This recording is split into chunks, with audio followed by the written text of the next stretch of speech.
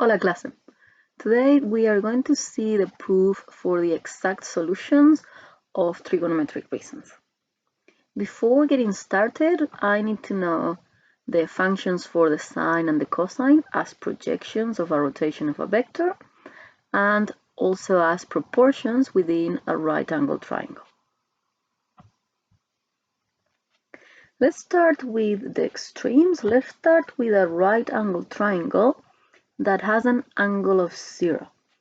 In this case, it doesn't actually look like a triangle, but if we imagine it, it will have a hypotenuse because it's a right angle triangle, and it will actually match the adjacent side to that angle.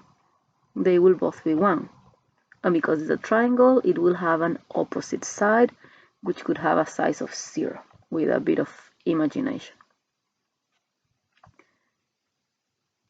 Since this is a right angle triangle, I know the proportions between each of these sides, and I call them the sine of alpha, which is the opposite over the hypotenuse, the cosine of alpha, which is the adjacent over the hypotenuse, and the tangent of alpha, which is the opposite over the adjacent.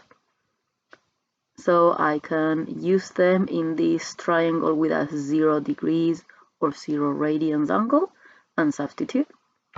That would give me that the sine of 0, it's 0 over 1, which is 0. The cosine of 0 is 1 over 1, which is 1. And the tangent of 0 is 0 over 1, which is 0. If we go to the other extreme, now let's imagine that we've got a right angle triangle with two angles of 90 degrees, or pi half radians. So if we imagine it, it could look pretty vertical, and we would have a very slim triangle with a right angle in here. And because it's a right angle triangle, it would have an hypotenuse, which it's a 1, it's the unit. It would have an adjacent side, which could be on the top or technically in the bottom. We cannot see it, but we'll be touching that second 90-degree angles. And we would have an opposite side, which is the same size as the hypotenuse. And we could use what we know about the sine, cosine, and tangent to get the values for the 90 degree or pi halves. So the sine of pi halves could be 1 over 1, which is 1. The cosine of pi halves could be 0 over 1, which is 0. And then the tangent of pi halves could be 1 over 0, which is infinite, or sometimes we call it undefined. Now let's work with some triangles that actually look like triangles. Let's start using a right angle isosceles triangle, when the sides, the short sides are 1 in length, and then the longest side is always the hypotenuse. Since this is an isosceles triangle, the angles that are not 90 degrees are going to be pi fourth radian, or 45 degrees. And because it's a right angle triangle by Pythagoras, I know the hypotenuse could be 1 square plus 1 square, all of that the square root. So if you do that, it's the square root of 2, which means I can get the sine of pi fourth by doing opposite over hypotenuse, 1 over square root of 2. And if I rationalize the denominator by multiplying both numerator and denominator by the square root, the sine of pi fourths equals square root of 2 over 2.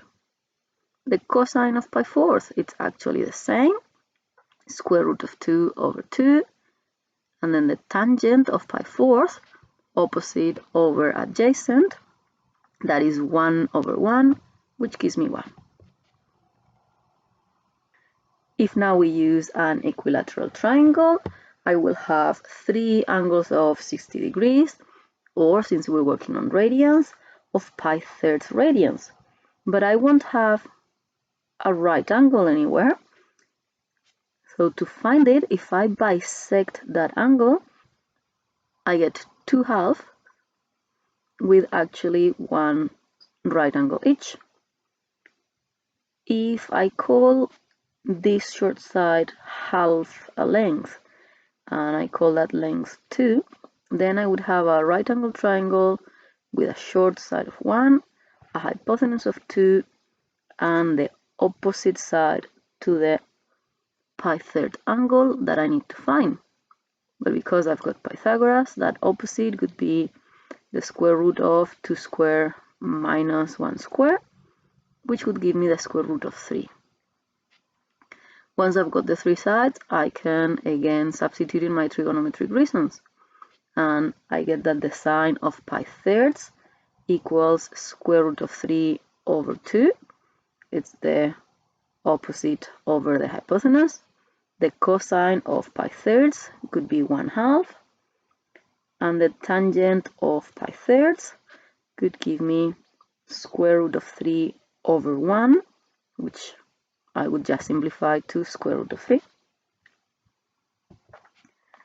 Now, since this triangle is equilateral, all of the angles are pi-thirds, and I bisected the triangle, I actually have a half pi-third here, which it's a pi-6 angle.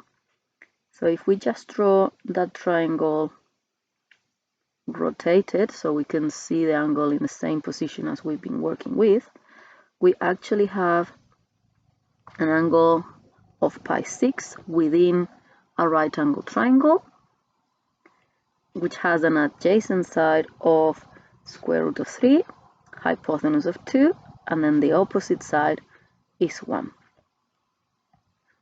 So I can get the sine of pi-6, which remember is 30 degrees, could give me 1/2, the cosine of pi-6, which would be square root of 3 over 2, and the tangent of pi-6, which is 1 over square root of 3, or if I rationalize the denominator, square root of 3 over 3. And now, remembering that the sine and the cosine are projections from the goniometric circumference, I can look at it and see that any angle in the first quadrant is going to have positive sine, cosines, and tangents, since the tangent is sine over cosine. And there will be these values that we just obtained will fall in that quadrant.